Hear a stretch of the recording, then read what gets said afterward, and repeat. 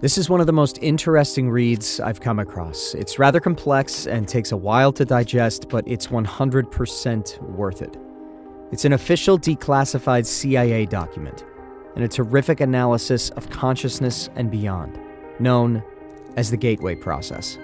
While it's an older document and has been declassified for a while now, the fact that modern developments in science, quantum physics, psychedelics, and neurobiology confirm what's written within those pages is nothing short of outstanding.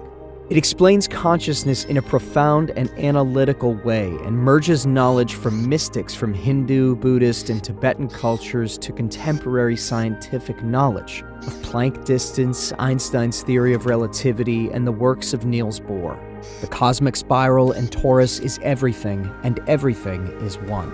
It seems as though individual consciousness is pulled from the collective consciousness using the frequency vibrations of the being. This applies to humans, whales, fungus, and amoeba.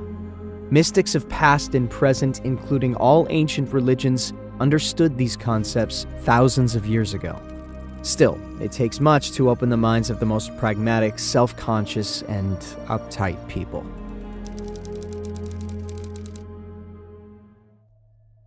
'31. The out-of-body movement. This remarkable phenomenon has been saved for discussion in detail until last because of the interest in which it occasions and special circumstances involved in its attainment. Monroe Institute stresses that the Gateway program was not established solely for the purpose of enabling participants to obtain the out-of-body state. Nor does the program guarantee that most participants will succeed in doing it during the course of the training at the Institute. Only one tape out of the many which make up the Gateway experience is devoted to the techniques involved in the out-of-body movement. Basically, these techniques are merely designed to make it easier for the individual to achieve the out-of-body state when his brainwave pattern and personal energy levels have reached a point that he is in apparent harmony with his surrounding electromagnetic environment, such that he feels that he has reached the threshold where separation is a possibility. To facilitate achieving the out-of-body state, Bob Monroe, the founder of Monroe Institute, is quoted in a recent magazine article as saying that in order to assist the participant, the particular hemisync tape concerned with that technique employs beta signals of around 2,877.3 CPS, or cycles per second. Since 30 to 40 CPS is considered to be the normal range for beta brainwave signals, those associated with the wakeful state, it is apparent that the Monroe Institute is convinced that the same heightened state of brainwave frequency output which promotes altered states of consciousness is also an important consideration in assisting in the achievement of out-of-body states. The actual techniques employed for separating from the body involve such simple maneuvers as rolling out, lifting out after the fashion of a telephone pole, wherein the individual separates in a rigid, head-first manner, such that he finds himself standing at attention at the foot of his physical body, and sliding out through either end of his body. 32. Role of REM sleep. It is interesting to note that Bob Monroe informed the Gateway class that finished on the 7th of May 1983 that an ex-trainer of his operating in Charlottesville, Virginia, found that he could guarantee out-of-body movements by bringing participants down into a rapid eye movement, REM, state of sleep, and then use the hemisync tape technique. This may well be a function of the fact that most, if not all people, reputedly go into an out-of-body state during REM sleep. REM sleep is the deepest possible level of ordinary sleep and involves complete disengagement of the body's motor cortex functions from the neck down and nearly complete the suppression of consciousness in the left brain hemisphere. The effect of this is to put the body in a state of complete stillness so far as the skeletal muscle structure is concerned, thereby further promoting the state of deep rest needed to eliminate the bifurcation echo. In addition, it leaves the right hemisphere of the brain free to respond to the instructions and suggestions contained on the Gateway tape. However, the use of the hemisync tapes at this point may be less a factor in actually achieving the out-of-body state than it is a matter of focusing the brain enough so that a residual memory of having naturally achieved an out-of-body state is carried into the waking state. Indeed, it may even be postulated that some dreams associated with deep levels of sleep are, In fact, functions of the same kind of altered consciousness involved in interaction with the universe that plays a role in all of the Focus 12, 15, and 21 states described above.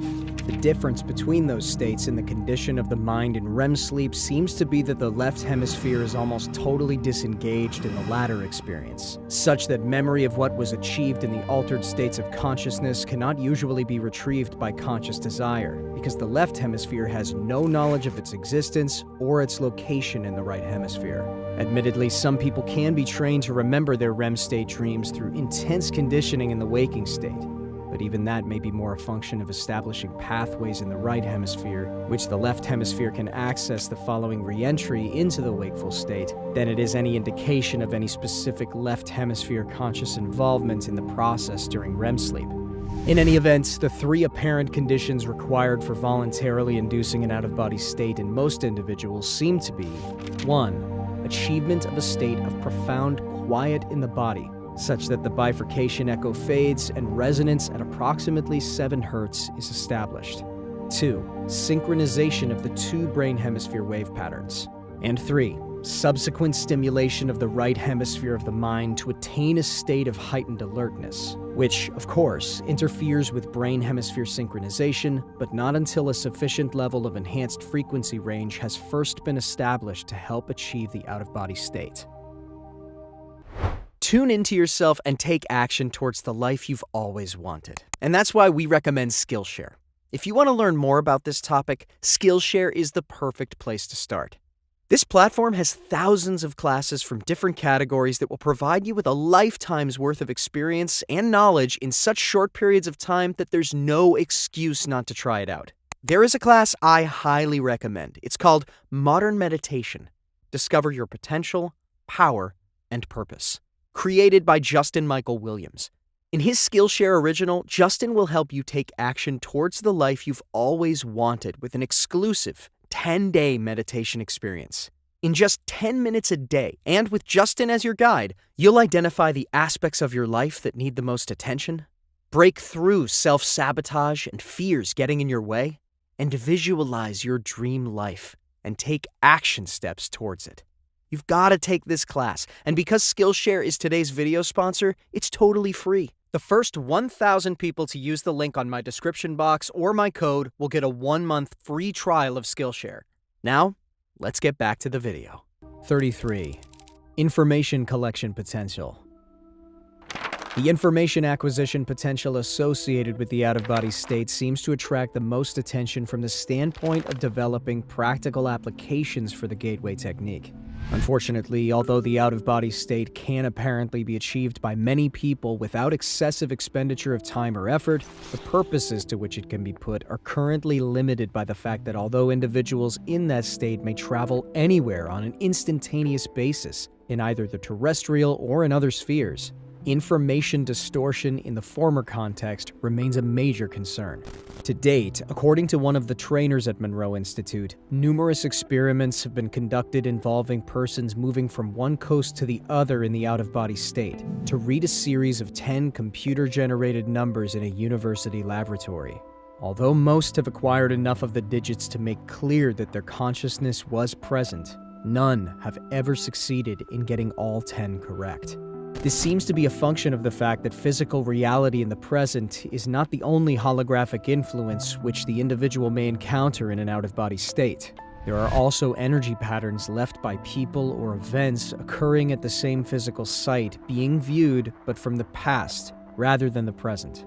In addition, since thoughts are the product of energy patterns and energy patterns are a reality, it may also be possible that individuals encounter thought forms while in an out-of-body state, which mingle with physical reality and are not easily differentiated.